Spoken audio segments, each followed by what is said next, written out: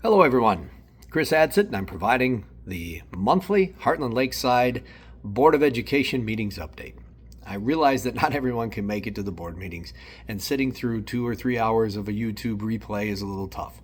So I'm hoping these short summaries will provide you with a little bit more information in a palatable form.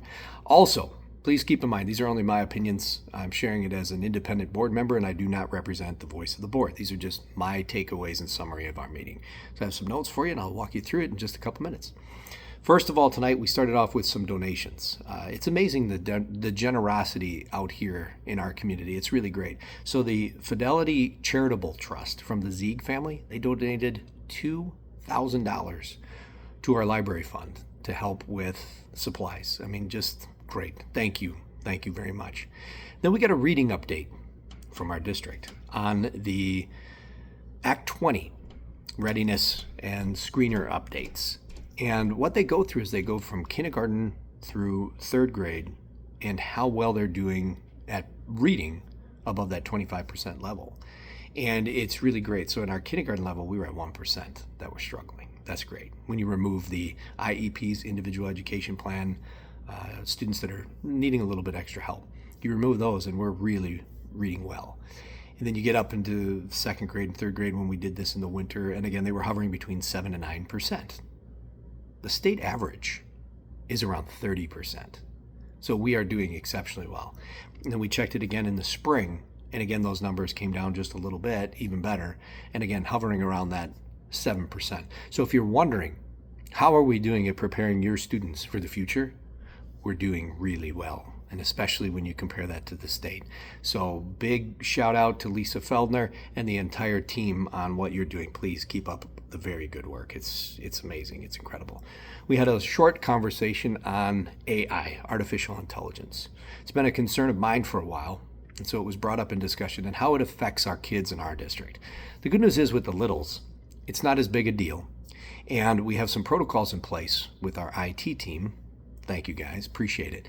But on all district-owned hardware, so the Chromebooks and inside the school on the network, all AI is blocked. So our students can't go in there and start using that to write papers and do their homework for them. So that's great. Also, when they take their devices home, even on their home network, on our district-issued laptops, they're not able to do it. So that's really good. So we're putting up a nice block for them to get the foundations of education right. Now, what I'm a little excited about is starting in third grade next year, the administration is going to kick off a plan to start teaching kids what is AI and how to use it responsibly. So I'm really excited to see that we're at least going to expose them to the correct ways to use them. Then we talked about our transportation program. Not a whole lot different from last month. It's again a stopgap year. As I mentioned last month, we're part of a consortium with the other school districts in Lake Country and ultimately fed up through Arrowhead. And then Arrowhead has a contract with Dousman, the bus provider in our area. And the challenge is the Dousman contract is a 5-year contract, so it's really difficult for us to even make changes to it. And it's all registered through Arrowhead. So again, we're limited. Now, Heartland Lakeside has a Tier 3 status. What does that mean? There are 3 tiers. Top tier is Tier 1, middle, third. So we're on the bottom. And the interesting thing is, if you didn't know this, statutorily, we are required to transport students to private schools. Yes, it is true. But they have a higher designation than we do. They're Tier 2, we're Tier 3. And that means that some of our kids at our middle school during transitions have to sit around and wait. And for us to make any kind of changes, it would make them wait around even longer.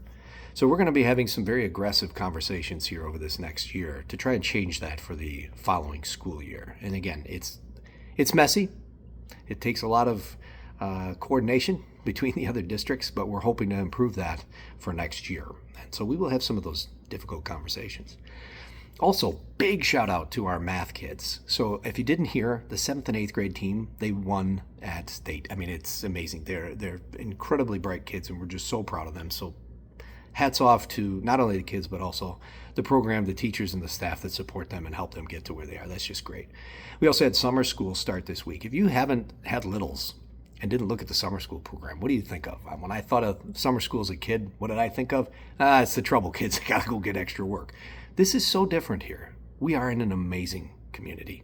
My kids are in it, other kids are in it, and the atmosphere is so exciting to see these kids come back with excitement, smiles, and energy, just dying to get into some of the programs. If you want to look, take a look at them. The program offerings are really amazing, so we're really excited about that. We are also in a very strong financial position in our district. So if you didn't know, our district does not have any long-term debt. And we've been very fiscally responsible at putting aside money, saving it for the future for capital needs and building operations, especially if we see declining enrollment coming in the future. We have to be prepared for it, and we're doing that now. And as a result, just this last month, interest alone on our accounts topped $30,000 for the month. So that's very important. That's very good fiscally forward thinking for the future. Now, what we did do tonight is we approved a new PA system, so a new announcement system, bell system, and digital displays that go into the classrooms. Now, why is this important? That was a big ask. It was $170-ish thousand, and that's a lot of money. But what it does is it connects all three of our buildings. It improves the communication from the classrooms to the building principal and to central office. So in the case of an emergency, it is a one-click button for communication. Now that's important. When we have any kind of an issue that might come up, we need to have critical, fast communication. And this board, along with the administration, is very focused on safety, and safety being our number one priority. It doesn't do us any good to put out great, smart kids if they're in an unsafe environment. So we did approve that this evening. And it is and was on the top of our priority list for safety enhancements and programs for our district. That was the last major thing that we did tonight. There was a couple smaller things that we did with approving a preliminary budget and renewal of our building and grounds insurance. That was great. We saved a little money there, about $10,000-ish. So again, we're making fiscally forward, financially intelligent decisions for you, our taxpayers. We're putting money into the schools where it matters most in safety, and our performance is being shown on all areas in reading, math. The kids are just great. So I hope this helps. If you have any questions, please reach out to me at my email, and I'm happy to reply as soon as possible. But I thank you again for your support. Thank you for tuning in. God bless you all, and God bless the Heartland Lakeside community.